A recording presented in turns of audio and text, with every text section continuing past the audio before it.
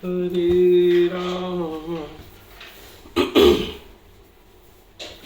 राम राम हरे हरे। आज हम श्रीमद् भागवतम के चौथे स्कंद का पेज 108 पढ़ने जा रहे हैं। महाराज पृथु सार्थक एवं सदुपयुक्त वचन सुनकर सनत कुमार संतुष्ट हो गए। उन्होंने उत्तर दिया, हे राजन, आपने अत्यंत सुंदर प्रश्न पूछे हैं, क्योंकि ऐसे प्रश्न जनमानस के कल्याणार्थ होते हैं। यद्यपि आपको इन सब विषयों का समुचित ज्ञान है, फिर भी साधु प्रवृत्ति होने के कारण आप इनकी जिज्ञासा कर रहे हैं।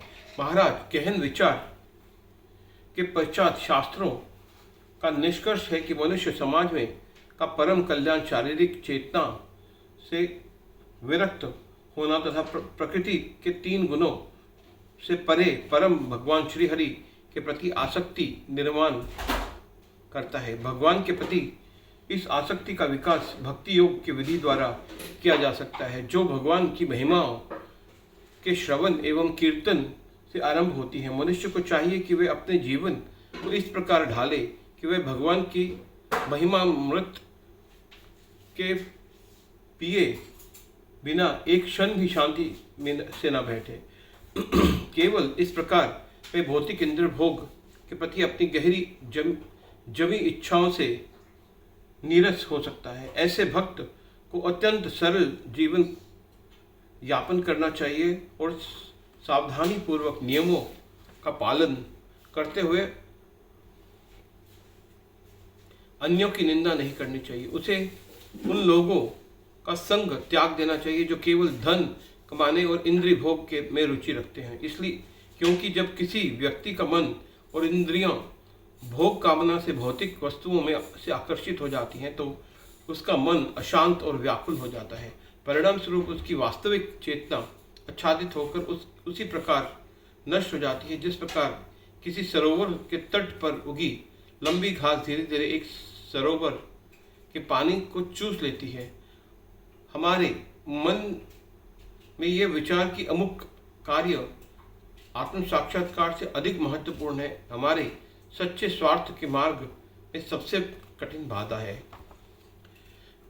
जब व्यक्ति आध्यात्मिक ज्ञान से पूरी तरह विहीन हो जाता है, तो धीरे धीरे वह वृक्षों और पत्थरों के स्तर तक गिर जाता है। इसलिए हे राजन, कृपया पूर्ण पुरुषोत्तम भगवान को समझने का प्रयास कीजिए, जो व्यक्ति के शरीर में आत्मा के साथ निवास कर रहे हैं। प्रत्येक व्यक्ति को इन्हीं भगवान की शरणागति स्वीकार करनी चाहिए। इस प्रकार ब्रह्मा जी के पुत्र सनत कुमार द्वारा ज्ञान के प्रकाश से आलोकित होकर महाराज पृथु ने कहा, हे ब्राह्मण देव, भगवान विष्णु ने मुझे पहले ही आपके आगमन की जानकारी दे दी थी।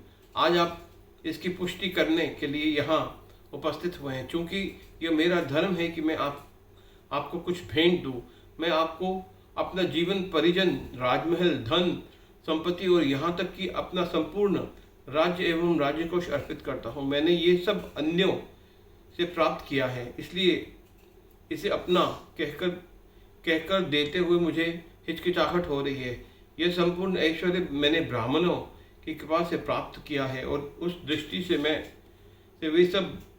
वे इन सब के वास्तविक स्वामी हैं। आप जैसे महापुरुषों द्वारा दिए गए ज्ञान का प्रतिदान इस संसार की किसी भी वस्तु में नहीं किया जा सकता, और इसलिए मैं अपना निवेदन करता हूँ कि आप स्वयं अपने सद्गुणों द्वारा ही संतुष्ट हो जाइए।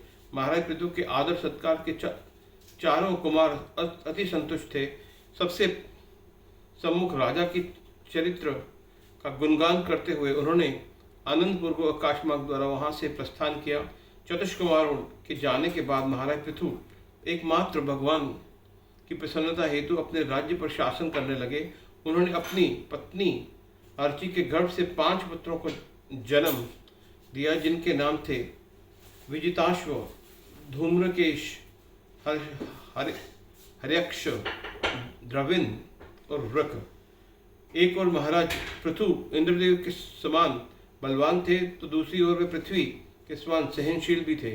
जिस प्रकार वर्षा प्रत्येक व्यक्ति की इच्छाओं को पूरा करती है, उसी प्रकार पृथु महाराज ने अपने जन कल्याण द्वारा राज्य के प्रत्येक नागरिक पर अपनी कृपा बरसाई। हरे कृष्णा कृष्णा कृष्णा।